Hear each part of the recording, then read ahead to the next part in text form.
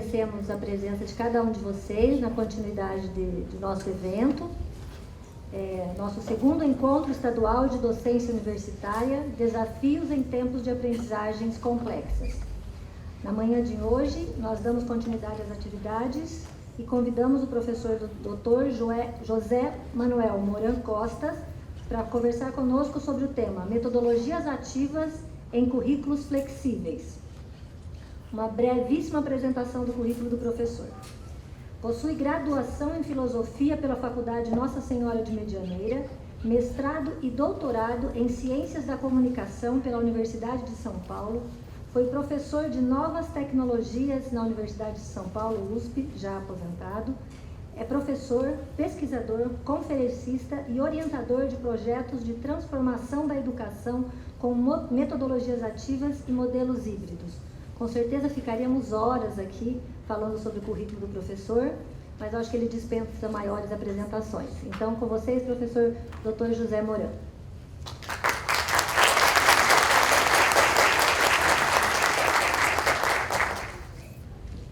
Primeiro, estou entre amigos, muita gente que me acompanha, e é uma delícia você ter esse apoio, o apoio afetivo de muita gente que vê os textos, vê os materiais, manda mensagens, ou quando te reencontra, diz: professor, eu li muito seus textos, me ajudam, às vezes mudaram minha carreira, ou é uma grande satisfação. É fácil dar aula quando os alunos querem aprender, então é muito simples, assim, é muito simples estar falando com vocês, porque não preciso convencê-los, é mais um reencontro de pessoas que pensam de uma forma semelhante. Então, seria bom se sempre fosse assim. Se a gente tivesse os estudantes com os quais a gente se encontra, se eles estivessem prontos, estivessem a fim de aprender junto com a gente, é uma delícia quando isso acontece, mas é uma dureza, muitas vezes, você lidar com alunos que estão lá num curso em que você tem que mostrar, tentar convencê-los de que o teu papel lá é importante, e eles às vezes não veem isso imediatamente. Então, essa negociação, que no fundo é colocar toda essa ideia de que eles podem, quanto mais se envolvem, melhor é para eles, e que saiam da passividade de esperar que você dê tudo pronto, para muitos alunos ainda é um grande desafio. Eu sou professor como vocês, e uma parte da minha vida fiz também na universidade pública, mas eu trabalhei bastante tempo e agora tenho bastantes contatos com instituições particulares. Então, transito na educação básica, na superior, em alguns momentos educação continuada, corporativa. Então eu me sinto um viajante, e nunca viajei tanto como nesses 2 últimos anos em que eu fiquei no meu escritório em casa, na mesma cadeira, e fui viajando, abrindo a câmera e dialogando com pessoas nessas lives e com grupos, às vezes fechados, outras vezes abertos. Então essas viagens sem sair do lugar foram algo inesquecível do ponto de vista de período estranho que vivemos. E inesquecível também porque logo depois fui ao médico e me disse: por estar tanto tempo parado, você estropiou muito mais o joelho, que já estava ruim, e aí tive que operá-lo, e estou por isso assim meio com uma bengala ainda tentando, se eu me perco um pouco. E é bom agora reencontrarmos. A vida e a educação é encontro. Pode ser síncrono, assíncrono, mas a educação, você pode colocar as plataformas, tecnologias, tudo vai ajudar, é fantástico, mas a educação é sempre, essencialmente, o encontro entre pessoas que se ajudam para aprender, para evoluir, para muito assim para apoiar-se nesse processo. E o estar junto aqui sempre é um pouco diferente do auditório virtual. A gente sabe, tem as experiências, as plataformas, mas o tirar uma foto juntos, ou conversar assim lado a lado, tem um sabor especial. Às vezes não é que você aprenda mais. O conteúdo que eu falo aqui, podia falar também da minha casa, através do Zoom, e é igual, mas a relação que se estabelece é diferente. Eu tenho assim, uma experiência concreta de 2 cursos iguais que eu fiz com uma professora colega minha de Santa Catarina, a professora Dénia, com professores da Universidade Federal de Alagoas, com os quais eu tinha contato já faz tempo. E nós fizemos um curso que era híbrido. Nós fomos uma semana lá, em Maceió, eu fiquei 3 dias e ela outros 3, no laboratório, trabalhando mais as situações práticas das metodologias e com o uso de plataformas e tecnologias. Depois ficamos cada um no seu lugar, avançando nas leituras, experiências, desenvolvendo os projetos, e depois voltamos para ver o resultado desses projetos e eles apresentar. E para mim foi uma experiência muito rica, porque eram professores de várias áreas, de saúde, engenharias, humanas. Então a convivência entre professores diferentes, até para eles, que normalmente cada um fica no seu departamento, foi muito boa, muito enriquecedora. E eu fiz, durante a pandemia, esse mesmo curso, totalmente online. Então fizemos, os 2 professores, a professora Dénia e eu, fizemos a mesma sequência, mesmos momentos síncronos, depois assíncronos, mas eu percebi que eu não conheci da mesma forma os professores. Eles talvez me conhecem, mas eu não tenho o mesmo contato, o mesmo retorno. Foi bom, para eles foi útil, eles gostaram, tivemos assim bastantes, apresentaram projetos, mas eu fazia a comparação com o primeiro. Eu não sei se porque o primeiro foi presencial e o segundo online, mas o engajamento e a lembrança e o impacto para mim foi diferente. Então não sou contra o online, ao contrário, o mundo está cada vez mais digital, físico digital, e quanto mais jovens nossos alunos, filhos, enfim, pessoas novas que convivem com a gente, mais se mistura tudo, mas ainda o encontro traz algo mais. E é um pouco sobre tudo isso que eu queria dialogar com vocês. Na verdade, é dialogar sobre algo que vocês primeiro fazem. Vocês têm grupos de pesquisa que estão aí aprendendo juntos. Tem grupos aí, como do Ponta Grossa, estão publicando, enfim, sobre todas as experiências. Vocês têm relato de experiências que também, durante a pandemia, fizeram ontem, também estão publicando o livro. Então, na verdade, estamos todos com experiências muito ricas e que eu gosto de acompanhar, e minha curiosidade é grande de saber o que cada professor está fazendo na educação básica pública, na privada, na superior, que tudo é educação, independente das modalidades. Nós estamos querendo que as pessoas aprendam a ser mais autônomas, a empreender uma vida que vale a pena, a tornar-se pessoas interessantes, pessoas mais livres, pessoas que equilibram melhor suas contradições. Isso que vale a pena, né? O restante não é. Então, em relação a esses 2 anos, nós fizemos uma série de avanços e temos uma série de problemas. Eu começo um pouco por aí. Há muitas coisas que eu fazia antes da pandemia e as pessoas achavam ainda um pouco estranho. Por exemplo, eu moro em São Paulo, Vila Madalena, um bairro classe média, perto da USP, do outro lado do Rio, da Pinheiros.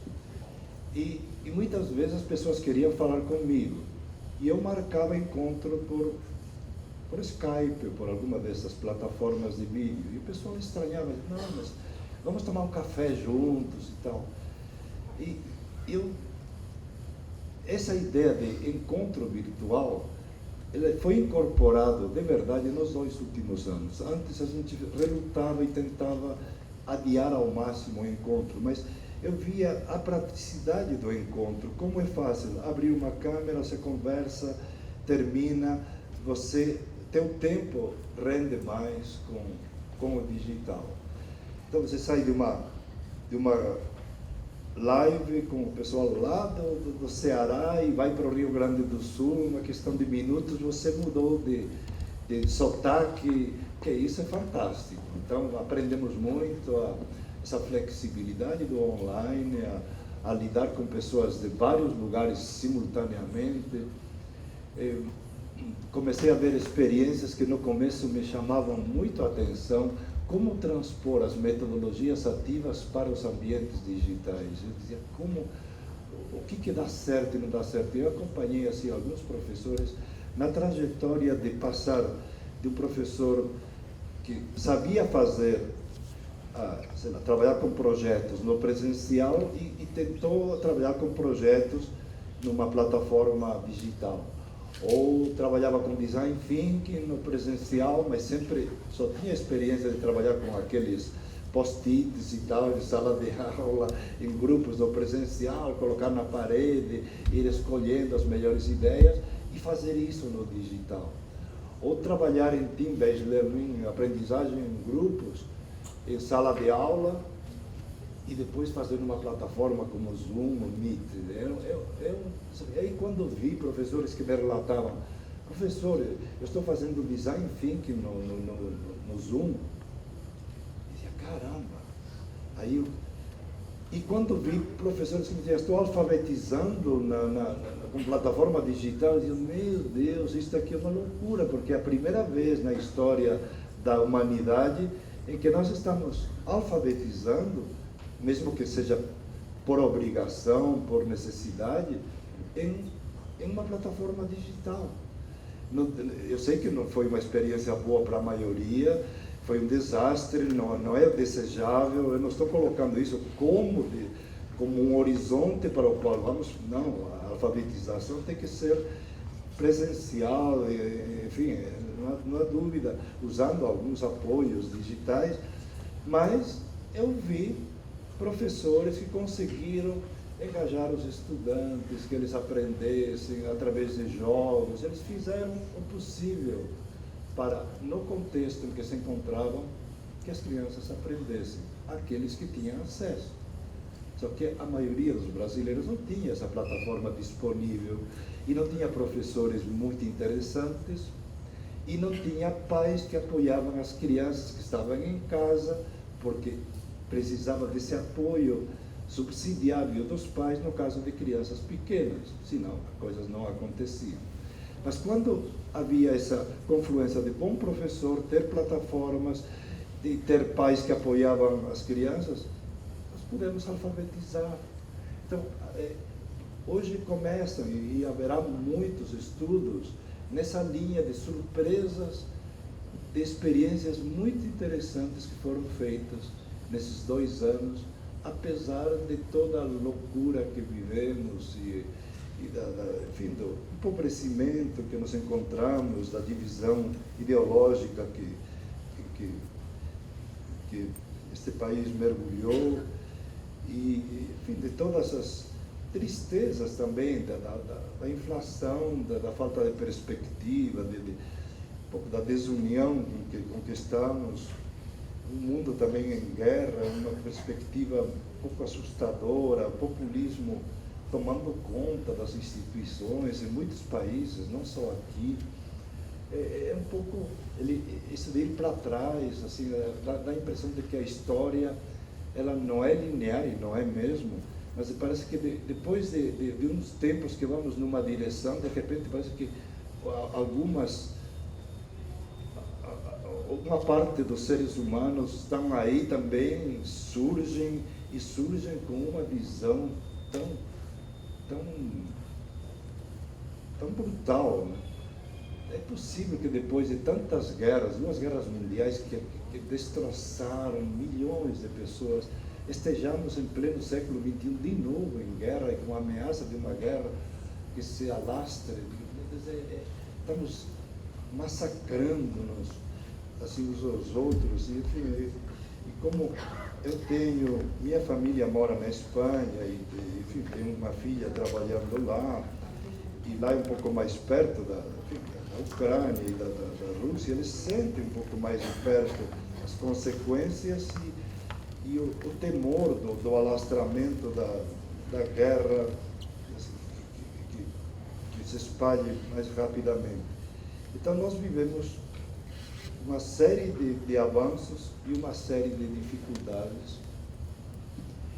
O que para mim foi um pouco surpreendente foi o que eu imaginava em 2020 e 2021, os 2 últimos anos. Eu imaginava que ao voltar mais normalmente ao presencial, vamos falar um pouco no segundo semestre do ano passado, agora em 2022, que nós estivéssemos primeiro muito mais felizes por estarmos juntos, que tudo fosse muito mais fácil e que a gente tivesse aprendido a fazer as coisas diferentemente. Eu fui um pouco otimista demais. Nós estamos ainda com máscaras, nós estamos volta, tira e coloca a máscara, estamos encontrando, mas com medo. Os alunos também ficaram 2 anos estranhos e voltaram estranhos. Voltaram legal, quiseram encontrar seus colegas, mas eu tenho muitos relatos de muitos lugares do Brasil em que não está fácil trabalhar com os alunos esse ano. Desde mais indisciplina, muitas consequências também, muitos alunos que estão um pouco entre depressão, um pouco perdidos, falta de limites, depende da idade, ou eles querem um outro tipo de aula, ou querem outro tipo de professor. Eu já vi alunos dizendo para o professor, o senhor era mais interessante no online do que agora aqui na sala. Eu dizia, poxa, dito assim, o professor me contava, dizia, poxa, o que eu faço? Porque eu tenho que me reinventar agora, porque muitos professores, ao voltar para a sala de aula, eles relaxaram. Pô, agora ok, vamos deixar um pouco essas câmeras aí de lado, vamos voltar ao que era, mas os alunos não querem exatamente o que era. Eles ainda não sabem bem o que querem, mas não querem aquilo. E você tem que propor, e esse é o desafio. O que a gente vai propor para eles que faça sentido e que realmente para nós também faça sentido, que não é só atender a demandas, que nós planejamos ações interessantes, nós planejamos currículos, nós planejamos as sequências, nós planejamos formas de avaliar, mas nós planejamos daqui para lá. E quando eles chegam, nós temos que fazer outro caminho, que é negociar. Dizer, bom, nós pensamos isso aqui faz sentido para você? Como você vai participar? O que você pode contribuir? Temos que fazer esses contratos que sempre fizemos, o contrato didático, mas agora é um novo contrato um pouco inseguro, quer dizer, baseado um pouco na experimentação. É um ano que nós temos que ir experimentando possibilidades que até agora nós não tínhamos tanta certeza. Nós saímos muito rapidamente de um modelo mais presencial, tirando os cursos à distância, mas mais presencial. Ficamos uns meses perplexos nas públicas, esperando o que fazer para ir para online. Aí depois fomos para online, cada um se virou para tentar atender os alunos.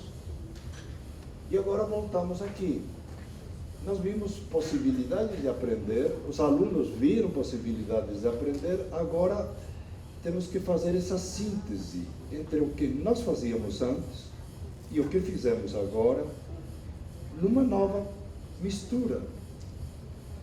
Mas isso aí está meio que em experimentação, está em construção. E todos os países, não é só nós, estão vendo o que faz sentido.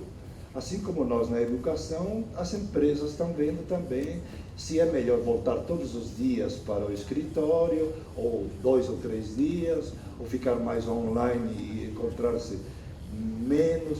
Então, cada empresa, dependendo da sua cultura e da sua abrangência, e, enfim, do que ele espera, está tomando decisões e que são diferentes de uma empresa para a outra no mundo inteiro. Tem um filho que trabalha no mundo digital, está lá de diretor de criação do WhatsApp mundial, está lá em São Francisco, perto. E ele está tudo online já há 2 anos. Ele dificilmente fazem uma reunião presencial e ele se reúne com times do mundo inteiro o dia todo, online. Eles dizem, de vez em quando, marcamos reuniões de 2 ou 3 dias lá na sede do Facebook, ou vamos a Nova York e nos reunimos, ou vamos a outro país. Esse pessoal viaja assim, né? Mas eles podem morar onde quiserem, não precisam morar ao lado, porque as reuniões presenciais eles vão ser esporádicas. Nesse mundo, estou falando deles, eles têm a opção, mesmo estando em cargos de chefia assim grandes, de morar perto, vamos dizer assim, da chefia principal, ou morar longe, desde que possam se deslocar de vez em quando e desde que interajam profundamente. Então, esse é um mundo que está se testando nesses países um pouquinho mais conectados, e nós ainda estamos um pouquinho distantes dessa realidade, mas é que cada empresa está acertando. O Google, que é outra empresa igualmente digital, como o Facebook, ele começou dizendo que não iam voltar, que ia ser tudo digital, e agora já começou a mudar, dizendo, não, vamos fazer mais presencial e menos digital. Então, eles estão testando. E na educação, é isso que eu falo, nós estamos em testes, nós estamos na fase de experimentação, ninguém sabe, honestamente, qual é o modelo que vai ser aquele que dirá, assim como há um modelo de escola, que durante muitas décadas, e bem muitas décadas, foi assim, aquele básico que nós conhecemos, sala de aula, professor, horários de 50 minutos ou 2 horas de aula, dependendo do nível de ensino. Agora está se testando de tudo. Então, no Brasil, no ensino superior, e aqui estou falando principalmente para vocês, o ensino superior, estou vendo nas instituições, principalmente privadas, que os modelos chamados híbridos, eles estão avançando muito do ano passado para cá. Mas eles estão testando.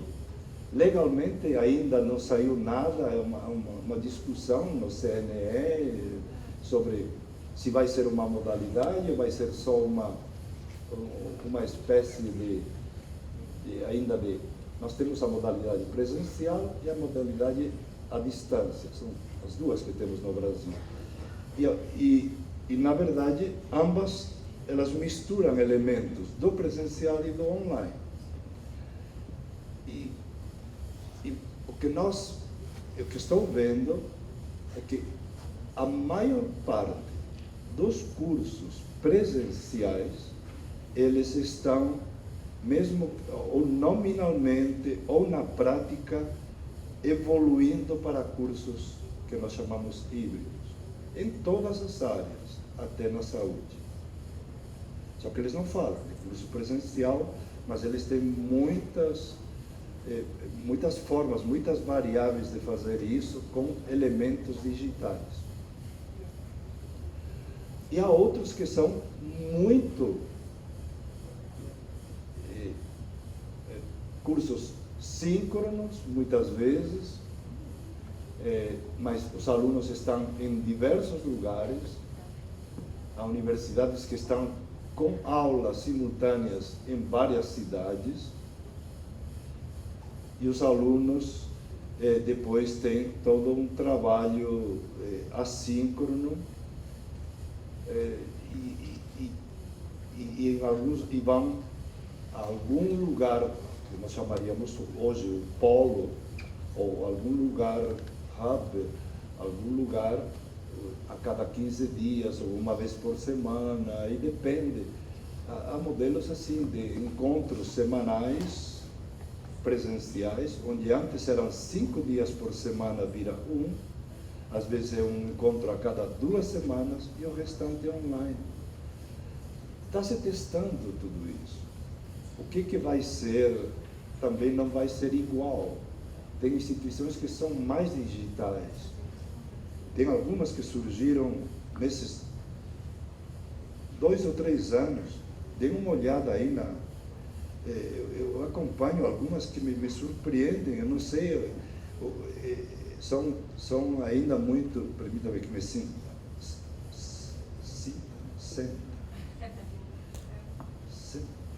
um pouco. Tem algumas que surgiram, por exemplo, entrem aí na faculdade Descomplica, hoje que é centro universitário. Vocês ouviram falar? Para mim, antes era uma coisa ligada à preparação para Enem. Descomplica era plataforma, usavam vídeos e tal.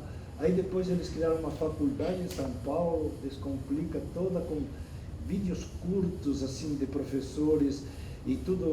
Você tem uma plataforma, tipo a Khan Academy, uma plataforma meio adaptativa, que você vai dando vídeo, depois fazendo alguma experiência, alguma prática, mostrando domínio. Usam bastante a aprendizagem baseada em domínio, mas muito a partir e tudo no celular. Então você faz a faculdade no celular. E, meu Deus, será que isso engaja? Eu não sei, tem que pesquisar. Mas eles estão tendo milhões de alunos. Milhões. Em 2 anos. Enquanto na pandemia eles foram para o digital e tal, aí eles se juntaram com um centro universitário, Uniamérica, que é um centro de referência em metodologias ativas em Foz do Iguaçu. Então eles têm um pouco a credibilidade de uma instituição que é mais pioneira em modelos de aprendizagem por projetos e ensino híbrido, mas eles fazem tudo online. E o professor tira dúvidas online. E eu entrei, fiz algum curso só como convidado, só para ver como funciona. E é interessante, porque é meio gamificado. Você vai ter fases, tem desafios, você vai... Aí qualquer coisa, você manda uma mensagem para o professor, tipo WhatsApp, e ele tem menos de um dia para te responder, e assim... É um outro modelo. Para nós, vocês aqui na UEL, vocês estão a anos-luz de diferença de Descomplica. Não digo que seja melhor ou pior, eu só digo que ao lado de vocês tem grupos que estão criando cursos superiores com uma outra proposta. Pode ser uma grande engodo, ou pode ser de repente uma grande solução, mas pela quantidade de jovens que atraem, quando você multiplica muito rapidamente essa oferta, quando os jovens querem fazer isso, há algo aí para prestar atenção. Então, nossa, mas e todos vocês dirão, mas puxa, mas eu vou ficar só um gravador de aulas de vídeo, esse é meu papel? Sei.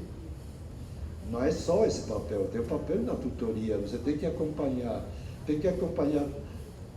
Para mim, há um design aí que precisa ser equilibrado entre o tempo de cada aluno que ele faz sozinho e depois a aprendizagem em grupo, a trabalhar com projetos reais, trabalhar com alguns projetos interessantes. Então, se esse desenho for bem feito por essas instituições novas que já nasceram digitais, elas vão arrasar.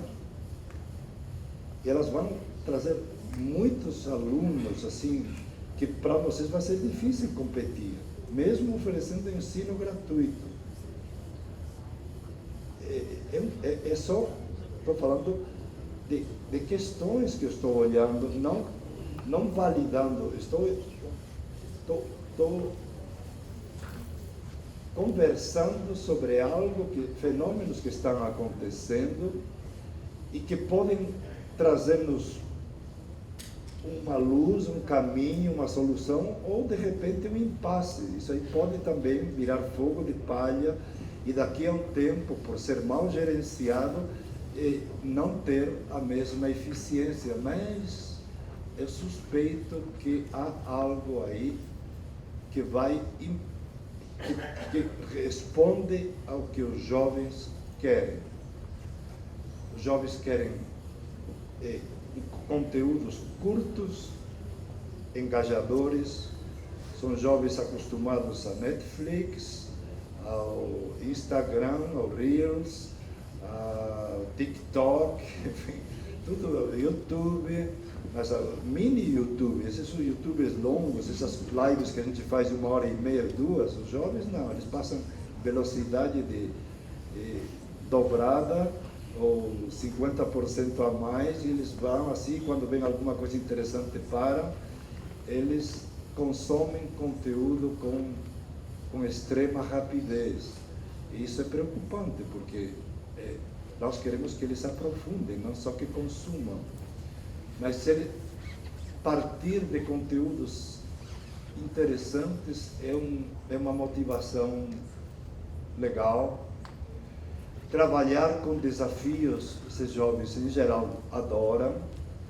Trabalhar com desafios tipo escape rooms, em que você tem tempos assim curtos para resolver desafios e ao mesmo tempo você compete com outros, eles adoram. Digo adoram porque, pelo menos onde eu vivo, eu vejo muitos jovens que vão a espaços físicos, lá perto de onde eu moro, eles pagam para entrar, para serem desafiados, para resolver desafios. Eles entram em escape rooms físicos para ficar durante 2 horas resolvendo problemas com colegas desconhecidos e tem sucesso. Então, eles fazem isso também para aprender. Então, quando eu visitei há 2 anos uma escola de programação que chama-se Escola 42, que vocês devem ter ouvido falar, que é uma escola, é uma filial que tem na Vila Madalena, perto, a 500 metros da minha casa, que surgiu em Paris, depois foi para Nova York, para São Francisco, e depois agora está se espalhando pelo mundo inteiro. Eu fiquei absolutamente chocado. Por quê?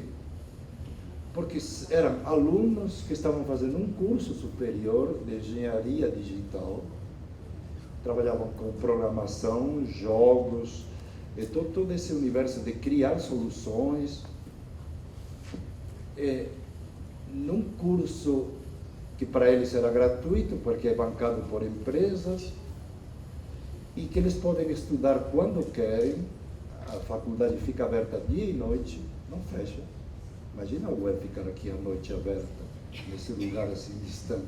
Não, eles têm, cada aluno tem seu crachá, tem aquelas coisas catracas, ele tem seus laboratórios com computadores, ele vai sozinho ou vai com alguém, mas ele tem um currículo que foi feito todo de forma sequencial em desafios que começam, é um currículo por desafios, gamificado, com fases, como se fosse jogo. Está aprendendo engenharia. São 27 fases. Você pode fazê-lo em 2 anos, 3 anos, 3 é a média, 5 anos. Então, é flexível. E o aluno trabalha esses projetos individualmente, mas o desafio para ser validado precisa ser validado por um colega. Se você não pode, você tem que chamar alguém que veja teu projeto e que interaja com ele.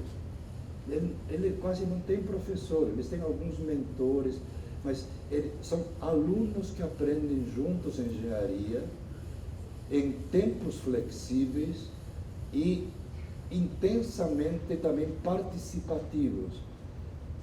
E eu fiquei, meu Deus, que proposta tão diferente da que eu conheço. E aí conversei com os alunos, faz sentido isso para você? Você aprende? E ele disse, os alunos, muitos deles não sabiam programação quando entraram, porque eles fazem um processo de seleção que o que interessa é se você quer resolver problemas, não se você sabe programação.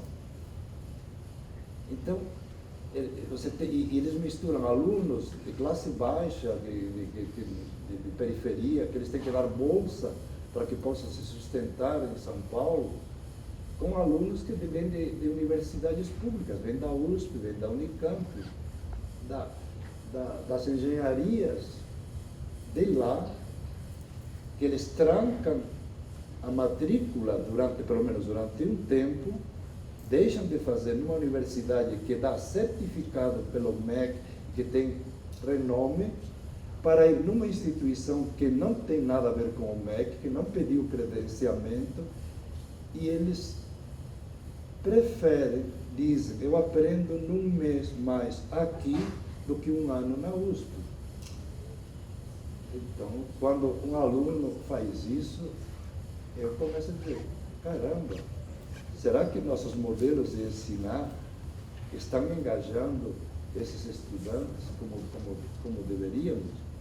Eu não coloco esse modelo 42 como válido para todos, não é isso, é que são situações que eu vou vivenciando que me fazem refletir sobre os caminhos que estão se desenhando aos poucos aqui e que para alguns já começam a ser mais visíveis e para outros ainda estão distantes. E a minha ideia não é dizer, olha, nós estamos longe de tudo isso, então estamos fazendo errado. Não. Vocês estão dentro do tempo possível, fazendo o melhor possível, vocês são bons no que fazem, mas tem que olhar também um pouco aos lados. Tem que olhar o que está acontecendo, não vocês que acho que têm tem boas referências do trabalho de vocês, mas em algumas universidades federais, por exemplo, esses cursos de engenharia digital, engenharia da computação, sistemas de informação, esses cursos semelhantes, várias universidades me falaram que eles não conseguem formar mais do que 3 ou 4 alunos depois de 4 anos. Então, a Escola 42 teve 10.000 alunos que queriam entrar para 200 vagas. Em algumas federais entram 40 alunos e formam 3. Como nas mesmas áreas, há algo errado, não é com os alunos, é com a proposta. Então, quando falamos de currículos mais flexíveis, começa um pouco por aí. Quanto do currículo o aluno de vocês pode escolher? Significa um aluno de engenharia civil, aqui do Ernesto, não é isso? É? Você é da engenharia elétrica e você é da civil. Qual é a porcentagem de carga horária, assim, na média, que um aluno, dois colegas que fazem a mesma engenharia civil ou elétrica, podem fazer algo diferente? Vocês têm ideia? É pouco. Só nos últimos semestres que tem opção de escolha.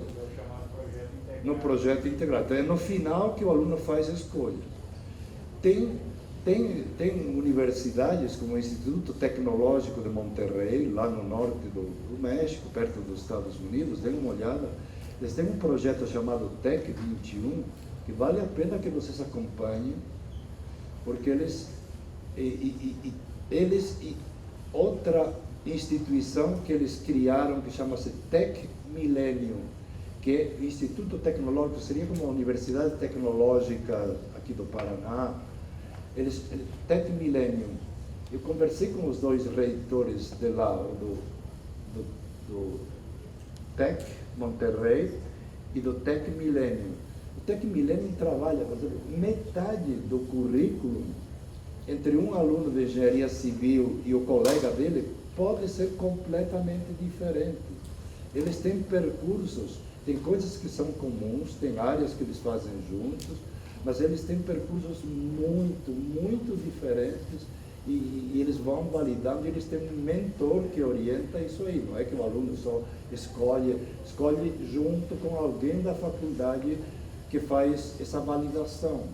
E tudo isso faz sentido, ou seja, são instituições que começam a pensar em currículos muito mais abertos e flexíveis, e por isso mais difíceis de organizar, dá mais dor de cabeça para os gestores, mas para o aluno faz muito sentido. Há um outro grupo aqui no Brasil, é um grupo grande, mas depois no slide eu mostro, eu fui lá, é o grupo Anima, que é um grupo grande do Brasil, mas tem universidades como a São Judas Tadeu, São Paulo, eles foram adquirindo várias universidades. Lá em Belo Horizonte tem várias, UNA e... Olha, esqueço, não. Enfim, eles foram, mas o projeto que eles estão implementando não é que esteja totalmente na ponta, mas a organização de currículo, ele é híbrida, em sentido, a palavra híbrido muito mais amplo do que só presencial e digital. O aluno vai poder trabalhar com módulos presenciais, módulos híbridos síncronos, módulos híbridos assíncronos, módulos assíncronos, enfim, isso de um lado. Mas eles estão trabalhando com muitas questões que são fronteira para várias áreas de conhecimento. Eles pegam um professor de engenharia e um professor de psicologia e desenham um tema que limite as duas áreas, interessa as duas áreas, e oferecem como um componente curricular para toda a universidade. Então, um aluno de direito vai fazer um módulo feito por um engenheiro e um psicólogo, porque aí tem áreas que transitam assim de forma muito ampla, e depois tem as áreas mais específicas de formação, e depois há toda uma... Eles estão tendo muitas parcerias com organizações, como sempre houve na área de saúde, com hospitais, sempre houve, mas agora com parcerias que são tanto físicas, hospitais, como laboratórios virtuais, grupos de pesquisa internacionais, para que o aluno tenha uma visão ampla do mundo, ele mude um pouco sua cabeça, ele saia, seja por exemplo, entra na engenharia, ele veja a possibilidade da engenharia que há, ele pensa em engenharia de obras, talvez, porque ele está acostumado, e saia pensando em possibilidades de engenharia que ainda não estão preparados aqui em Londrina, mas que virão, porque ele teve contato com o MIT, teve contato com alguns centros mais avançados que te mostram tendências para onde que a gente está indo. Então, esses currículos trabalham com metodologias ativas, mas a metodologia ativa faz parte do projeto institucional. Não é só o professor que trabalha com projetos, trabalha com problemas, trabalha com times, trabalha com aula invertida. Ok, essas são estratégias, tal, dentro de um currículo pensado em que os projetos integradores fazem sentido, a integração entre áreas faz sentido, os professores trabalham em parceria, mas aí é uma exigência brutal também em cima dos professores. Eles têm que se entender, têm que conviver, planejar juntos, acompanhar juntos, avaliar juntos, conhecer plataformas, conhecer aplicativos, avaliar continuamente, trabalhar com alunos. E é muito difícil, eu já fiz isso, para mim é uma loucura, trabalhar no presencial simultaneamente com alunos no digital. Então, chamam esses cursos de high flex, de alta flexibilidade. Você tem alunos que estão aqui com você numa sala, tem alunos que estão em suas casas no mundo inteiro e você também está vendo, e tem que interagir com todos, os aqui com os de lá, criar situações onde o aluno do presencial interaja com os que estão no digital. Então, hoje, essas instituições mais de ponta estão trazendo desafios enormes, porque nós aqui ainda, honestamente, estamos muito longe. Mas o meu papel é cutucá-los aqui, dizer, olha gente, vocês estão bem, está tranquilo, vocês estão fazendo coisas legais, mas o mundo está começando a voar em muitos aspectos, e aqueles que vão tomar conta, aquelas instituições que vão ser referência, eles vão fazer coisas muito diferentes da que estamos acostumados. Bom, eu não quero fazer assim uma coisa muito professoral. Eu queria, deixa-me, dependeu que eu falasse 1 hora, né? Eu nem sei quando comecei. Você que me, sei lá, quanto tempo eu tenho para abrir o debate? Não, mais 5, ok. Bom, algumas coisas você encontra no meu site, chamado Educação Transformadora. Então, sou eu na minha casa, lá na pandemia, minha mulher tirou essa foto aí com todos bonitos, moram num lugar aí, isso foi o que... Bom, tudo que nós estou falando aqui, eu falei das metodologias ativas, como vocês sabem muito bem, é importante que o aluno, mesmo quando você já sabe o resultado, mas que ele descubra o resultado por ele. Então, no sentido que ele descubra, investigue, resolva problemas. Alguns problemas são abertos, que nem mesmo você sabe, mas outros problemas que você sabe aonde eles vão chegar, mas ele não sabe, ele tem que descobrir por ele mesmo. Então, é importante que tudo isso, se combina tudo isso com esses modelos híbridos. Eu enfatizei um pouco o híbrido aqui, que é a ideia de combinação integrada e flexível do presencial e do digital hoje, e experimentando tudo isso, caminhando para esses modelos curriculares em que os alunos tenham mais escolhas.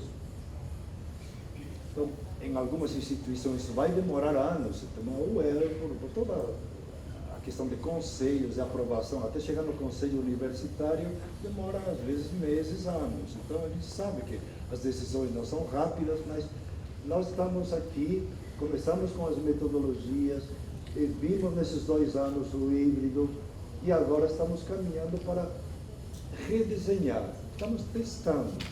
Este ano que vem, daqui a 2 anos, 3 anos, vamos testar quais soluções vão ser adequadas a cada área de conhecimento. As engenharias não têm o mesmo perfil da saúde, a mesma coisa área de biociências, de humanas, temos muitos aspectos, ir pensando como engajar os alunos, trabalhar essas várias dimensões, currículo de forma integrada, metodologias.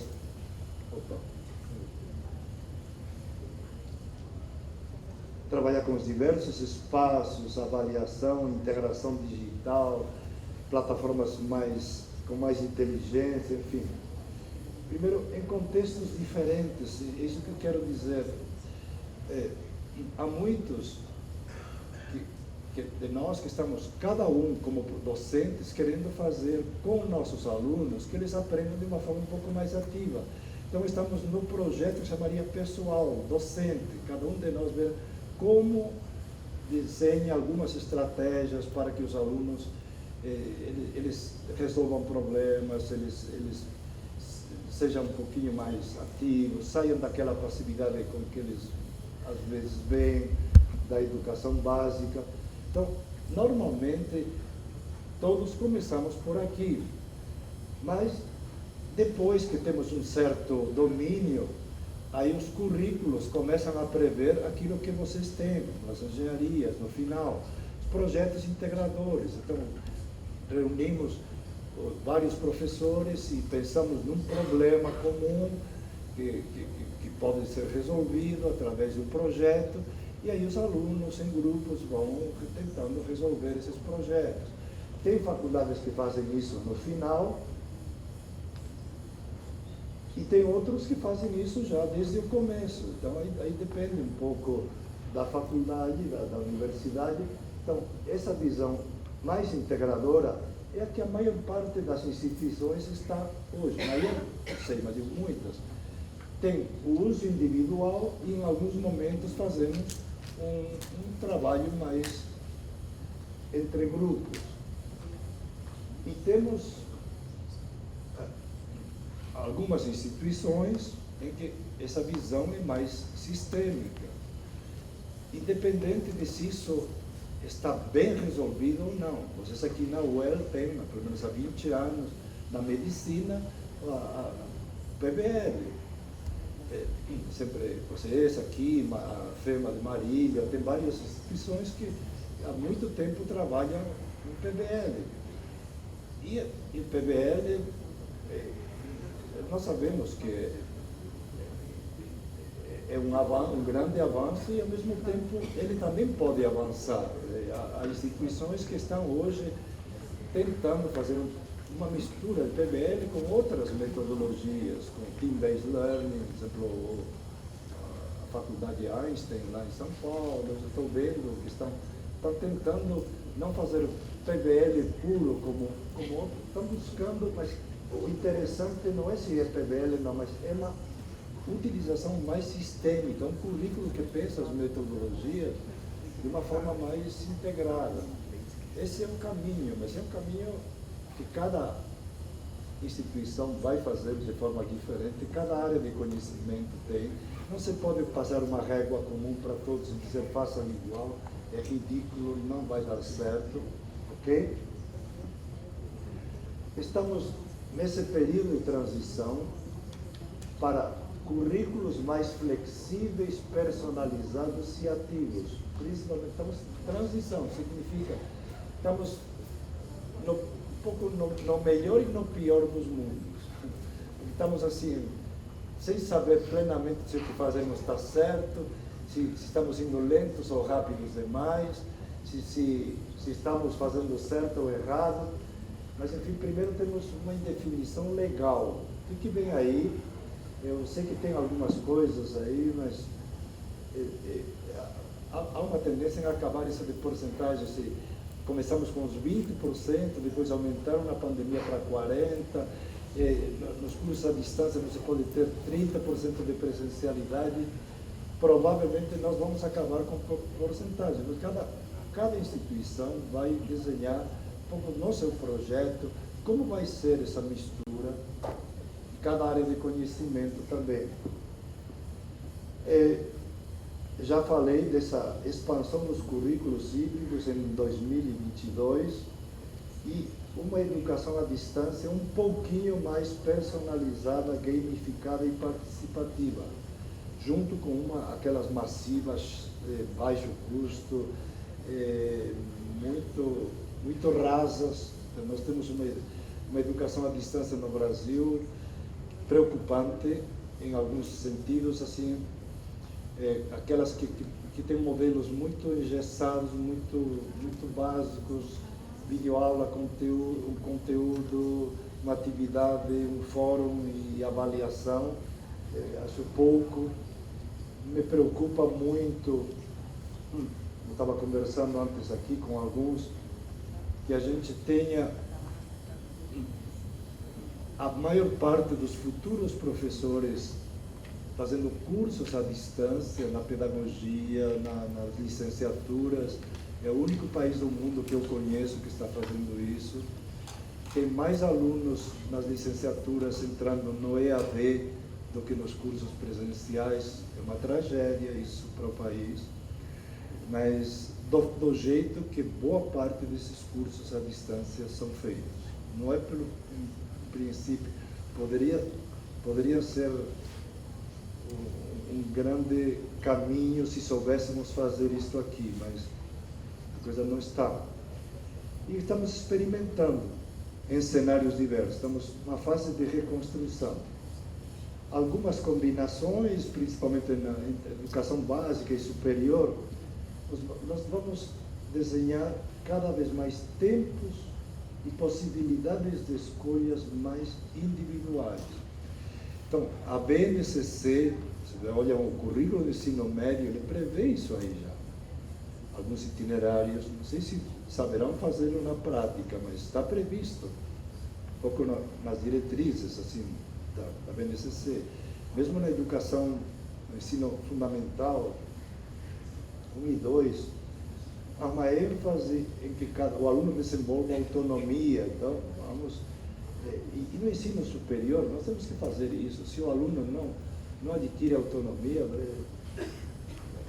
mas autonomia e, ao mesmo tempo, com situações em que ele aprende intensamente, grupo, com projetos de simulação, projetos reais, projetos que têm a ver com solução de problemas do entorno.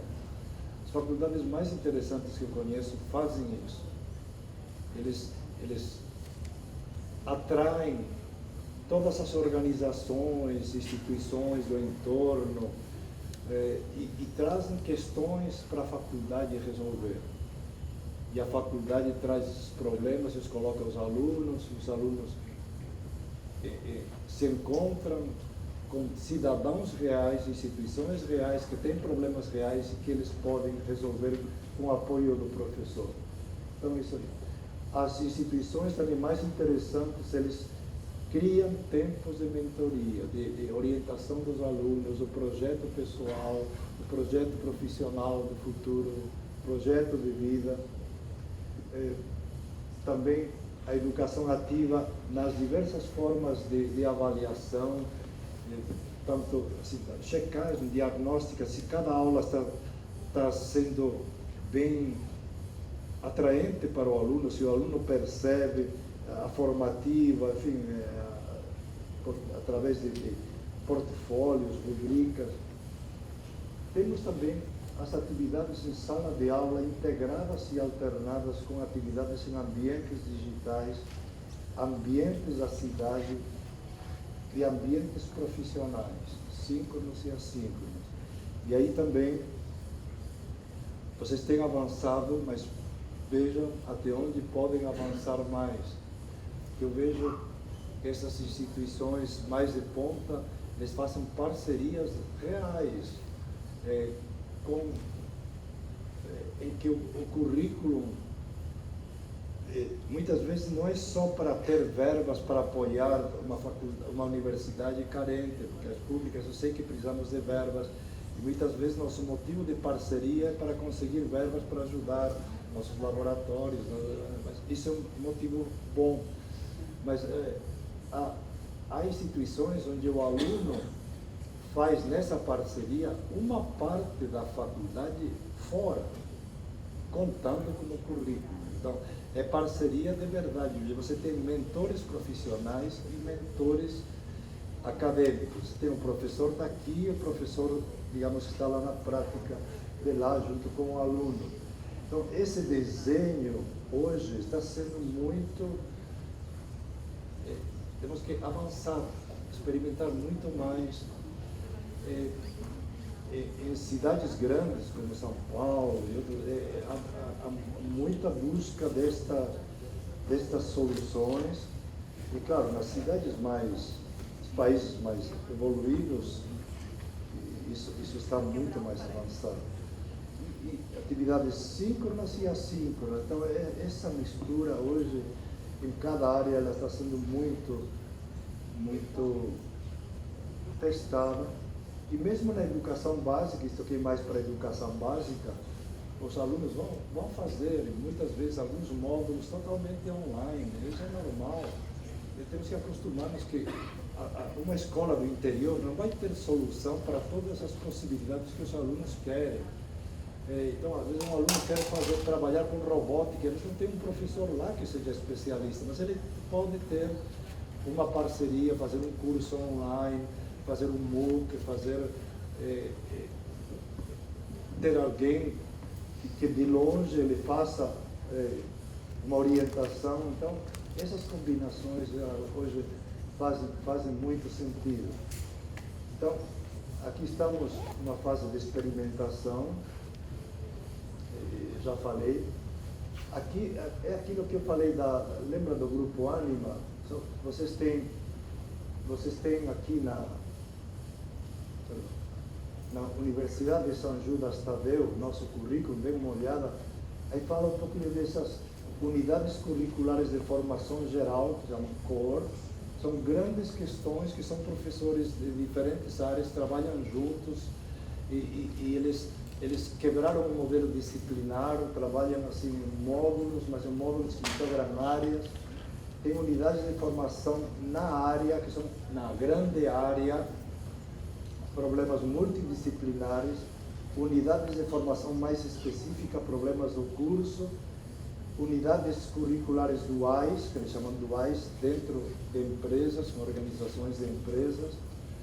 Eles trabalham com o eixo, que é um componente de vida e carreira, um eixo transversal com mentoria. Os alunos, às quartas-feiras, eles trabalham um projeto pessoal de vida ao longo do curso, é muito interessante isso aqui. E trabalham modelos híbridos diferentes, com diferentes graus de presencialidade e de estações. Eles chamam híbrido estações, mas a estação pode ser um laboratório virtual, ir para uma empresa também eles chamam de estação, ir para a sala de aula para um debate é uma estação, então, ir para a plataforma é uma estação. Então, a proposta que eles estão desenhando é muito bonita, valeria a pena que conhecessem. Não estão aplicando aos poucos na ponta, não está tudo pronto ainda. Aqui na Uniamérica, que alguns de vocês conhecem, Foz do Iguaçu, que era uma faculdade tradicional, nos últimos 7, 8 anos, virou uma faculdade por projetos, que os alunos de engenharia não estudam cálculo, como cálculo 1, 2, 3, eles estudam cálculo em cima de situações reais. Então eles têm que aprender projetos na prática, e eles têm também roteiros de aprendizagem prévia. Então tem toda uma série de exercícios, de leitura, de aplicações, que é o grande problema que eles têm, como que o aluno se prepara, no que chamamos de aula invertida, para que durante a aula ela tenha uma base suficiente para trabalhar em grupo, solução de problemas, tendo um conhecimento prévio. Então, esse é um desenho muito interessante que eu vi, eu conversei com os alunos de pedagogia, e é interessante ver como eles trabalham desde desde o primeiro ano, situações de sala de aula real, eles vão para escolas, mas eles vão também para situações onde podem aplicar a educação, pedagogia hospitalar. Eles trabalham várias situações desde o começo muito interessantes, fazem projetos novos de escola, enfim. Ao mesmo tempo, agora eles criaram esta União Uniamérica Descomplica, que falei antes, um projeto que o aluno estuda em casa com videoaulas e e-books, é uma plataforma virtual bastante interessante, pelo que eu vi, desenvolve projetos práticos de modo presencial. Então ele vai para a sala de aula para trabalhar projetos práticos, mas ele vai uma vez por semana. E aí tem o restante da semana para aprender no tempo dele. Então é um modelo que começa a ser testado, começou em agosto do ano passado. Então eles têm um modelo presencial por projetos, um modelo semipresencial, e eles têm um modelo online, totalmente online. Estudar engenharia online. Eu não sei se isso é bom. Isso aqui descomplica aquilo que falei, que eu trabalhava com vídeos que engajavam. Eu não sei como é a parte de laboratórios, eu tenho que acompanhar mais de perto. É online, mas te prepara para o mundo real, você estuda na sua rotina, do jeito que você quer, conexão direta com o mercado profissional. Eles fazem muitas parcerias com organizações e tal, eu sei. Então, dê uma olhada para que vocês vejam. Começou uma instituição avançada por projetos, se uniu a outra digital que tem um modelo híbrido e um modelo totalmente online, e cursos que antes eram só presenciais. Enfim, é isso que está se desenhando. Aqui também as redes de cooperação começam a avançar muito, pelo menos no estado de São Paulo. Tenho visto que várias faculdades, CNA, de Guarulhos, Uniswan, lá do Rio, FATEB, lá FAESA, lá do Espírito Santo, Toledo, por exemplo, eles estão se unindo, criaram um conselho de administração, tem uma questão de compras em comum, tem plataformas, tem a questão de cursos que vocês podem fazer de forma mais integrada. Eles estão começando a organizar a união de várias faculdades, normalmente são privadas, para criar sinergia. Nas públicas já se tentou, se criar redes, mas sempre nas públicas sempre temos tido dificuldades em encontrar as soluções. Nós tinha aqui no Paraná essas redes de universidades estaduais, já teve a tentativa, mas não sei por que não é tão simples que isso funciona assim. Um pouco para algo óbvio, mas um pouco para como melhorar essa experiência dos alunos, que é o que nos interessa, com metodologias ativas. Então, essa ideia de trabalhar a ideia da personalização com diversificação de estratégias e alguns projetos reais. A ênfase na América Latina é muito maior do que aqui no Brasil na aprendizagem de serviço, né? Resolver problemas reais. Tudo que eu falei aqui, atividades de sala integradas com atividades em ambientes digitais, atividades de tutoria e de mentoria. E um pouco aqui, olhando, um pouco parece ser nosso futuro próximo, que estou acompanhando, estou sempre vendo para onde que a gente vai. Tudo está sendo cada vez mais conectado, imersivo, digital, a realidade virtual que já vinha desde o Second Life. Eu lembro aquelas experiências de uns 10, 15 anos atrás, mas agora chegamos 5G no Brasil, um pouquinho neste ano, no próximo ano, começa pelas capitais maiores e depois vai se espalhando. E nós teremos algumas experiências que eu pude ver um pouquinho, assim, não é sentir. E o que meu filho, que está mais ligado a essa área, está acompanhando mais o que acontece na realidade virtual, lá no Meta, no Facebook, lá nos Estados Unidos, que eles estão preparando, assim, são que tipo de device chama, que tipo de soluções que não precisam, não são invasivas, tem que usar capacete, aqueles óculos de realidade virtual. Estão buscando soluções. O Google tinha aqueles óculos, agora estão, a Apple talvez use uns, parece óculos, e você através deles controlará toda essa realidade mais imersiva. Há outros devices que são um pouco como era o Apple Watch, que você, do seu relógio, você vai controlar.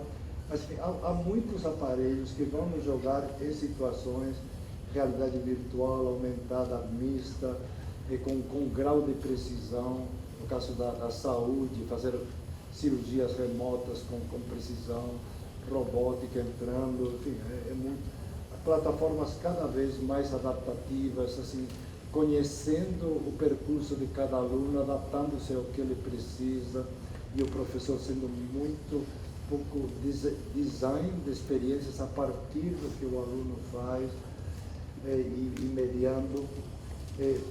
Tem para os cursos uma parte desses bots e aplicativos digitais começam a ser testados, um pouco como acontece em todas as áreas. Você tem nos bancos, qualquer serviços, primeiro te jogam um monte de aplicativos em que não tem ninguém, é uma máquina que ela está falando com você e vai, escolha isso, tal, que te deixam louco até eles saberem o que você quer, mas na verdade boa parte das perguntas dos alunos, as questões que eles têm são questões previsíveis. Então isso aí a tecnologia pode ir respondendo e deixar para o professor e o aluno essa relação para as questões mais profundas, mais difíceis, mais criativas, que a tecnologia não consegue. Então estamos avançando tudo isso. A experiência de estar junto, isso que é um pouco diferencial. O que eu vi, por exemplo, a experiência que nós estamos tendo aqui de estarmos no auditório olhando, a recriação desse conceito de auditório plenamente igual ao digital, você estando remotamente poder mexer, por exemplo, numa máquina e o teu dedo, ao tocar essa máquina muda, funciona, você repara, a sensação de tocar a pessoa, você estando a milhares de quilômetros, parece que está ao teu lado, você a sente ao teu lado, isso é verdade, isso tem aumentado. Então, a experiência da presencialidade, mesmo estando à distância, isso vai ser está muito fortemente hoje enfatizado, e a gente olhando pelos países como o Japão e outros, Coreia, e outros países, uma parte dos Estados Unidos, que está investindo muito em soluções, há muitos laboratórios assim, virtuais integrados com os presenciais, ou integrados entre si. É muita coisa que está aí. Bom, aqui é aquele livro que vocês devem conhecer. Aqui é só... de vez em quando eu faço merchandising. Eu faço alguns encontros para debater grandes temas. Eu adoro esses encontros, porque eu vou debater agora em julho, no mês que vem, em 4 encontros, alguma dessas questões, o impacto assim, do digital no nosso processo de ensinar e de aprender, como vamos integrar todas essas questões, as questões do presencial e do online. Tem um outro tema é que como aprender a empreender ao longo da vida. Então, a questão da educação como um processo de engajamento da pessoa em um projeto de vida que vale a pena viver. Isso eu trabalho muito essa dimensão do sentido, do significado do aprender, num contexto em que você perceba que vale a pena aprender porque você vai viver toda a tua vida aprendendo até que você termine sua vida. Então, isso que eu percebi, talvez um pouco tarde, percebi com 40 anos, que o projeto de aprender é um projeto que é para toda a vida, e ir validando isso em cada etapa da vida é algo tão fascinante também do trabalho, e toda essa questão de cenários de futuro, para onde vamos, tal, ok? Aí um pouco alguns temas do blog. Aí você tem os avanços, desafios na educação neste momento, redesenhando os caminhos, aprendendo a evoluir em cada etapa da vida. Então, eu vou trabalhando o lado da vida, aprender a viver com leveza, tudo isso. Como eu tive uma cirurgia que foi um pouco complicada, prótese, recuperação meio delicada, porque algumas coisas não saíram tão bem, me fez ver a fragilidade da vida e como você depende às vezes um pouco de... Tem que ter um pouquinho de sorte para que as coisas avancem, senão aquilo desanda. E, enfim, eu demorei, quando voltei eu não mexia ao pé, dizia, meu Deus, eu fiquei paralítico, me assustei. Tal, e depois, aos poucos, a coisa foi voltando. Mas, enfim, foi aprender a viver cada etapa, viver com leveza, enfim, educação pelo afeto. E aí tem toda essa parte dos vídeos do YouTube, e coloco também a referência de vídeos que eu vou descobrindo interessantes, também divulgo aí na página. E, enfim, aí vocês têm um pouco as referências. E agora, queria ver se eu falei muita bobagem, se faz sentido. Enfim, ouvi-los um pouco. Tem microfone aí para vocês, como podemos... Vou sentar, eu estou um pouco meio sentado. Pronto. Não?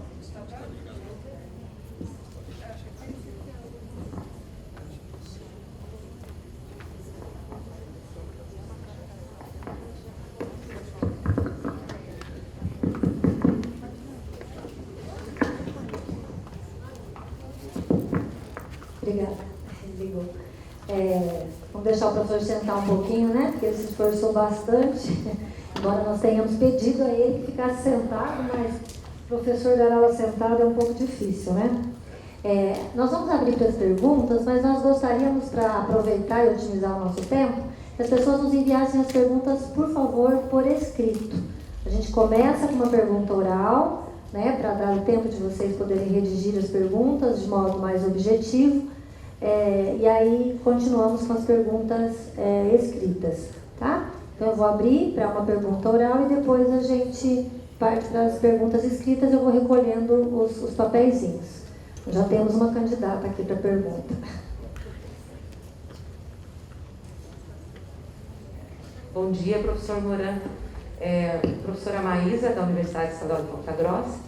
Professor, eu gostaria que o senhor colocasse, né, depois da sua brilhante contribuição para nós aqui nessa manhã, nós que trabalhamos com os programas de formação continuada, desenvolvimento profissional do corpo docente das universidades, nós temos acompanhado muitos professores que, quando existe a proposição e a demanda, né, nos diferentes cursos sobre metodologias ativas, nós sempre temos professores de diferentes estilos didáticos. Cada professor tem o seu próprio modo de ensinar, enfim. E existem professores, por exemplo, né, que são nossos colegas, que não têm essa concepção ou que não acreditam, enfim, na proposição de um currículo dentro dessa perspectiva, de uma prática pedagógica nessa perspectiva. Então, trabalhando com esses professores, muitos deles nos colocam, por exemplo, eu trabalho há 30 anos por meio de aulas expositivas. Então, a nossa atuação com esse professor ou com esses professores, e eu tenho feito assim junto com as minhas colegas aqui da UEPG, trazendo para esse professor o seguinte questionamento: o que você enxerga como necessário de inovar dentro da tua prática que você tem? E eu tive já professores, então, que propuseram algumas algumas ressignificações sutis, ainda que de modo pequeno, né, para implementar e participar de uma discussão curricular com seus colegas que, obviamente, pensam diferente. Se o senhor puder fazer alguma consideração a esse respeito, eu agradeço muito. Obrigada. Obrigado, Maísa. E parabéns pelo trabalho que eu acompanho, por todo o tempo que vocês vêm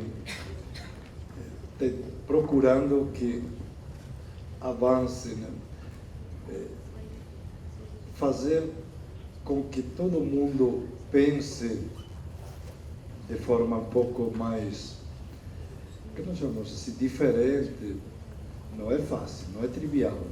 Nós também, cada um de nós tem suas convicções, assim como eu estou convencido de tudo isso, eu sei que tem outros colegas meus que acham ridículo tudo que eu falo.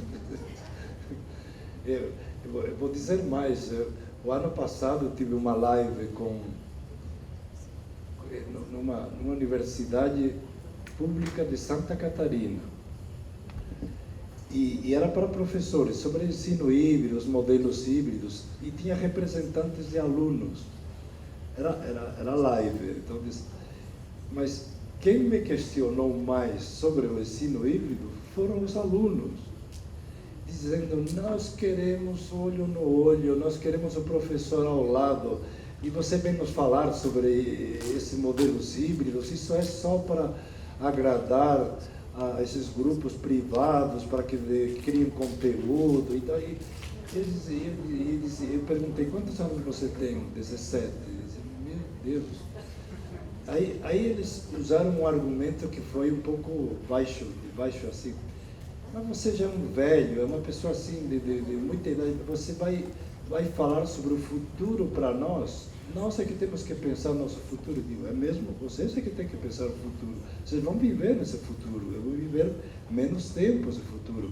Mas eu também posso pensá-lo, posso trazer experiência. E entre todos podemos ir desenhando. Mas quem mais me questionou, às vezes, tudo isso que eu estava apresentando foram jovens, nem sempre são os colegas. Mas os colegas também têm professores. É normal e é bom que cada um tenha seu estilo e sua forma de aprender. Isso é ótimo. E cada um de nós desenvolve aquilo que está mais em consonância com sua personalidade. E valorizar isso é muito bom. E partam disso. Você é um bom professor, você sabe explicar bem, maravilhoso. Então é uma grande qualidade. Que em alguns momentos isso é extremamente importante, que tem professores que são enroladores, você não entende, não ouve, não tem método. Então, valorize isso que eles fazem, primeiro. A gente tem que valorizar essa qualidade que é o tornar simples, às vezes, uma questão complexa, através da explicação. O que eu argumento para o professor é que é a mesma coisa do que com a relação com o filho. Você gosta do teu filho e gosta tanto que você, quando o filho tem um problema, você quer logo resolver o problema por ele, para que ele sofra menos, porque você tem mais experiência. Agora, eu pergunto, você como pai, se você resolve o problema dos seus filhos sempre, o que acontece com teu filho? Que ele aprende menos, que ele se torna mais dependente de você, que na hora que ele é jogado num problema real, ele é passado para trás, porque tem colegas deles que são mais sabidos. Então, para o bem do teu filho, é importante que você não resolva tanto problema, esteja ao lado dele, como alguém que se interessa, mas que ele, filho, pense como resolver, tente resolver e você o apoie. Então, diz a mesma coisa aqui na educação. Se você resolve todo o problema para ele, se você dá tudo pronto e mastigado para o aluno, é muito mais fácil, é muito mais cômodo, mais agradável. E para você também dá uma sensação de dever cumprido. Caramba, eu dei uma aula ótima. Mas tem essa consequência. que você não prepara o aluno para uma aprendizagem mais profunda. É uma aprendizagem um pouquinho mais superficial e que ela se não está ligada um pouco nessa mistura entre algo que você faz, um pouco como explicação, e é bom que você explique algo que você organiza, e é bom que você mostre que você organiza, mas com a experimentação e com a vivência e com a resolução de alguma situação prática, fica muito menos, o aluno fica muito menos preparado. E aí eu vou trazendo exemplos do Eric Mazur, como é que ele trabalhava lá com os alunos lá em Harvard, e como ele achava que estavam prontos porque se saíam bem nos exames, e via que depois não sabiam aplicar as situações concretas. E aí você vai trazendo exemplos de que esse método, o método explicativo, ele é bom, tanto que funcionou durante quase centenas de anos, mas ele é insuficiente. Então a gente tem que partir disso, não desqualificar. É a mesma coisa disso, quando você era pequeno o mundo era de um jeito, as crianças de hoje nascem em um outro mundo, e não adianta você dizer, mas eu estudei assim, eu vivi assim, meu pai me educou assim. Ok, meus netos olham para mim e dizem, que legal, muito bom, nós estamos em outra. E ou você entende a lógica deles, ou você vai ficar falando sozinho. Então, eu tento mostrar o que é bom do trabalho deles, o que eles podem aí, isso que você falou, fazer pequenas mudanças, o que você já pode fazer naquilo que você faz, em que os alunos participam mais, trabalhem mais uma roda de conversa, que trabalhem em alguns momentos em grupos, que façam algum projeto. Ok, você vai dar sua aula, então faz uma aula expositiva inicial, depois coloca um problema, aí depois você faz uma aula síntese com eles, faz coisas assim intermediárias, talvez seja o passo intermediário possível e viável. Você vai dizer, não é suficiente, não é, mas você está colocando um movimento em que ele daí dará passos maiores depois. Obrigado.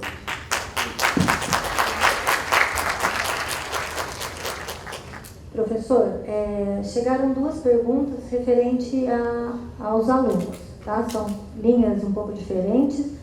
Eu posso ler e depois posso deixar com o senhor os papeizinhos. Diante de tudo que o senhor apresentou, né, qual a sua visão em relação aos alunos com pouca ou nenhum acesso aos meios tecnológicos? Eles ficaram ou ainda continuarão a parte deste processo?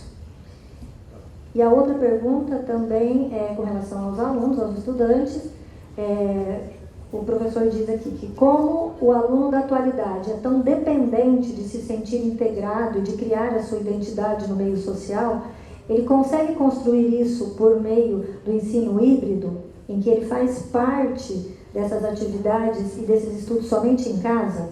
Há algum estímulo para isso? Ou há estímulo suficiente? O professor se preocupa com a motivação desses alunos. Ok. Muito obrigado pelas questões, que são importantes e também não são simples. Primeiro, aquele que não tem acesso é uma tragédia no mundo de hoje, porque o acesso ao digital não é um luxo, não é algo, um plus, não é como dizendo, bom, tanto faz. Na hora que não tem acesso, perde inúmeras oportunidades de resolver problemas, de aprender. Muitas vezes, se você não tem acesso ao digital, ou você não tem o domínio, como vejo muitas pessoas que têm que, sei lá, fazer pagamentos ou validações online, ou a sua senha foi por aqui, valida para, sei lá, você quer cadastrar qualquer coisa, um Uber. Se você não domina o digital, você não anda nessas plataformas, enfim, é tudo assim. Então, o acesso hoje é condição de cidadania. E a gente não percebe, a gente pensa assim, no digital como uma espécie de algo que acrescentamos à vida social. Ela é tão, adquire uma dimensão tão ampla que ela ganha, em muitos aspectos, autonomia, no sentido de que hoje você tem muitas soluções que são tão dependentes, todo esse mundo das criptomoedas, que eu ainda não entendo tão bem, enfim. Meu neto entende, porque ele aplica, ele me explica, mas eu digo, tudo bem, não, eu já tenho bastante com aquela, entender quando o banco me diz, isto aqui está aplicado em fundo de não sei o que, isto aqui, já fico meio perdido. Imagina com criptomoeda, mas para ele faz mais sentido pensar na criptomoeda do que nas aplicações que eu tenho. Aí eu percebo a diferença que há entre o mundo, entre esses pequenos que têm acesso a essa informação e eu que tento acompanhar o que acontece, mas há algumas ações que me demandam uma energia que eu ainda não fiz, não me apliquei. Não estou falando disso. Então, há um mundo que está acontecendo com todos os grandes benefícios e as grandes questões brutais também de quantas pessoas se aproveitam, se enganam, enfim, em qualquer momento que alguém pegue esse celular e me leve, ele acaba com a minha vida financeira, eles entram nos bancos, enfim,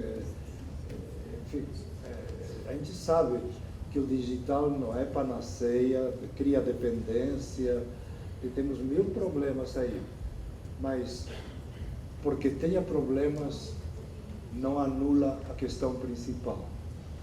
Eu tenho que ter a possibilidade de acesso a esse mundo, primeiro, para ser cidadão, e é uma condição de saber lidar com possibilidades de empreender, de resolver questões, da forma que for mais conveniente, de relacionar-me com pessoas, de todas as formas, de aprender. Então, o que nós temos, e para responder essa primeira pergunta, é convencer-nos de que essa brutal desigualdade que nós sempre tivemos nas nossas escolhas de política pública, de organização da economia, de pensar o país para poucos e não para todos, isso se reflete também no digital. Não é que só no digital que há uma exclusão. Há uma exclusão que é muito maior que o digital e por isso é mais difícil de resolver. Onde que vai entrar o 5G? Entra na classe alta, entre os que podem pagar. Entra nas melhores cidades, entre os que têm os planos pós-pago. Enfim, eram aqueles que entram no privado, e não é política pública. Na verdade, deveria ser política pública o acesso ao 5G para todos. Não, nós sempre reproduzimos esse modelo excludente. Primeiro pensamos na minoria que pode, depois vamos pensar nos demais. E isso nos traz um problema. O que a gente faz com os alunos que não têm acesso? O que tentamos fazer nesses 2 anos? Chegar a eles, muitos de vocês deram computadores, mas tiveram que buscar recursos para dar computadores. Mas, às vezes não basta só dar computadores, tem que ter um plano de pagamento mensal, tem que chegar à internet perto de onde o aluno mora, tem que morar em condições onde ele tenha espaço para estudar. Mas o aluno não vive em lugares muito pobres e não tem condições. Então, os alunos sem acesso, eles têm que ter, pelo menos,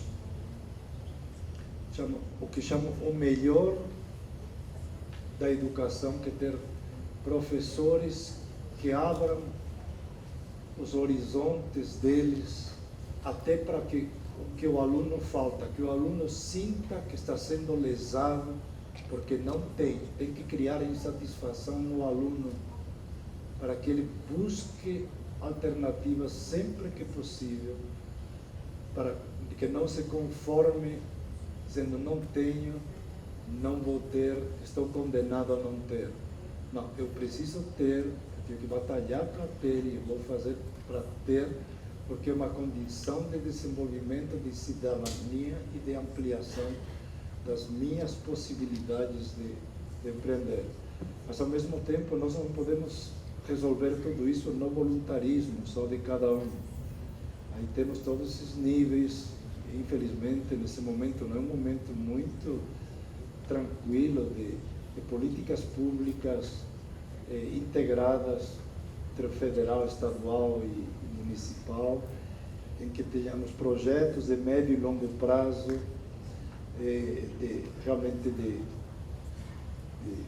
que primeiro nas escolas todas tenham, porque se nós falamos de banda larga e todas as soluções, estamos avançando, mas por falta de continuidade, eu participei em alguns momentos, em alguns grupos que estavam ligados às decisões políticas do Ministério da Educação, de que as escolas estivessem conectadas, que os alunos tivessem seu computador pessoal, e tudo isso andou um pouco e depois desandou na medida que muda governos, e isso é uma tristeza, porque se nós tivéssemos avançado nessas políticas públicas, teríamos menos desigualdade de acesso, teríamos, assim como fazemos com as cotas, um sistema de compensação da desigualdade. E países como o Uruguai, apesar de que são pequenos, mas que já vinham nesses projetos da escola conectada, dos projetos de integração de tecnologias, passaram pela pandemia muito melhor do que nós, por causa de que estavam preparados. Então, ensinar sem tecnologias é possível ensinar com tecnologias analógicas, claro que é. Se você projetos podem ser projetos no papel e fotografá-los, podemos, mas poder pesquisar em tempo real, poder conectar-nos com pessoas de qualquer lugar, é um grande avanço. Poder falar com minha mãe a 10 mil quilômetros, quando ela vê isso hoje, ela que vai fazer 100 anos daqui a uma semana, 15 dias, e eu vou lá celebrá-lo, se Deus quiser, na próxima semana. É maravilhoso. No começo ela me dizia, meu Deus, mas quanto você vai gastar para falar comigo desde o Brasil? E eu dizia, mãe, quase não me custa nada. Eu não entendia a lógica, porque antes era muito difícil falar de um país para outro. Então, de poder falar, vermos, ouvirmos, é maravilhoso e é um direito de todos nós. Então, aprender com quem está perto, com quem está longe, é um direito de qualquer um de nós. Trabalhar, tem muitos brasileiros que estão trabalhando no exterior, morando aqui, estão trabalhando em projetos internacionais.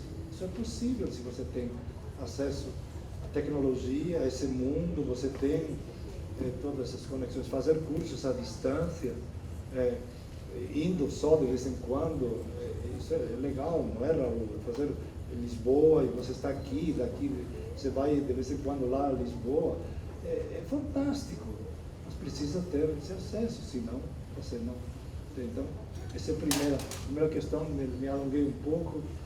E a outra questão do aluno dependente do contato, do social, e que precisa do contato social, se é jogado demais no virtual, no híbrido, é preocupante. Eu tenho uma preocupação de que a gente esteja indo um pouco de um lado.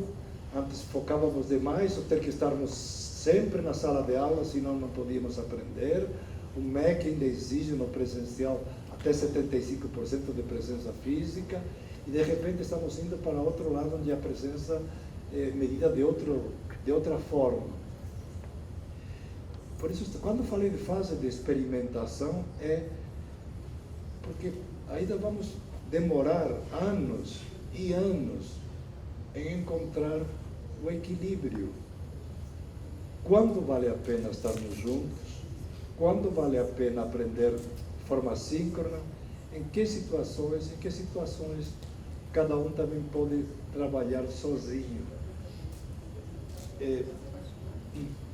Como organizar melhor esse presencial, tanto síncrono como físico?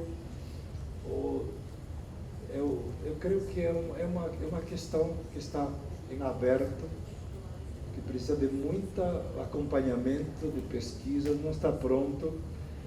A vida não é 8 ou 80. Como digo, para alguns, que são, por exemplo, mais adultos e que não fizeram uma faculdade, eles querem fazer agora, ou um curso de pós, uma especialização, porque mudaram de área e eles têm que viajar. Faz muito sentido que o curso seja híbrido, seja à distância, para poder... Então, para alguns isso faz sentido, precisa de menos contato físico, mas para quem é ainda adolescente, jovem, a questão da presença social, ela tem que ser mais enfatizada, eu creio, junto com o digital. Então, estamos ainda testando este equilíbrio, não estamos dentro desse equilíbrio. E eu creio que algumas instituições estão indo um pouco pela novidade, um pouco pelo que imediatamente seduz os estudantes. E temos que pensar nas consequências de talvez forçar demais a ida ao digital. A vida é digital, físico, é encontro. Nós temos que encontrar-nos também. Temos que tomar café juntos, temos que conversar, temos que olhar-nos. Então, acho que o híbrido faz sentido como projeto para a maioria. Okay? Bom, agradecemos então a presença e essa excelente fala do professor José Moran. Repito, é uma honra para nós do GEP, da UEL, recebê-lo aqui conosco. E eu convido então a presidente do GEP, a professora Ana Cristina Pardilene Gifone Cilião, para dar continuidade às atividades. Uma salva de palmas para o professor.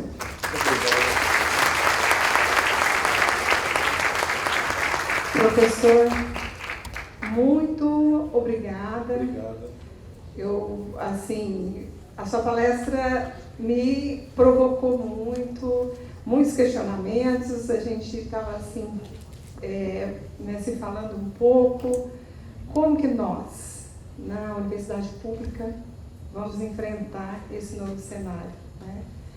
Nós não temos mais como não pensarmos sobre isso, né? Então, temos o impasse da formação humanista, mas também temos que nos inovarmos, porque senão, né, não sobreviveremos. Não, a gente demora, mas é melhor não fazer as coisas só porque, como é pública, nós temos garantido que os alunos vêm. Temos que pensar, estamos oferecendo as melhores oportunidades, é isso, estamos fazendo o melhor. E para nós também, nós estamos sentindo que estamos realizando-nos nesse processo, também temos que pensar em nós, como pessoas que passamos a nossa vida profissional numa universidade pública. Eu via mesmo na USP, eu via muitos professores que se contentavam, para eles o ensino era um peso, uma obrigação. Era algo assim que tinha que ser livrado. Eu acho que se você descobre que o ensinar é um processo muito rico, que você aprende junto e que você com isso se desenvolve como pessoa, além de contribuir, é maravilhoso. Então, e sua vida ganha significado. Então, desde essa perspectiva, a inovação, buscar a inovação, é algo que nos traz também desafios de tentar evoluir, mesmo que não nos cobre, mesmo que até que os alunos muitas vezes digam, não, pode deixar, continue dando sua aula expositiva, você diga, não, eu te explico, mas para ajudar-te mais, eu te complico, botando-te também nas situações práticas. Então, é como o pai, às vezes o pai tem que também questionar o filho, e não simplesmente dar, ele de um lado acolhe, dá um brinquedo, dá carinho, de vez em quando coloca limites, você diz, isso aqui não pode, então nós temos que trabalhar com essas várias possibilidades. Sim, muito obrigado, professor. Obrigado a vocês, um bom trabalho, continuem com esse grupo, parabéns por estarem dentro dessa caminhada aqui em várias outras cidades, como Ponta Grossa, enfim, e contem comigo, sempre o meu apoio incondicional, meu carinho. Adoro trabalhar com professores, sou professor e sou uma pessoa entusiasta por ver pessoas que gostam de ensinar, gostam de aprender enquanto ensinam, inovam. Troquem, compartilhem essas práticas, quando vocês publiquem essas práticas, me avisem. Eu gosto de acompanhar o que vocês fazem. Muito obrigado. Ok, professor, obrigada.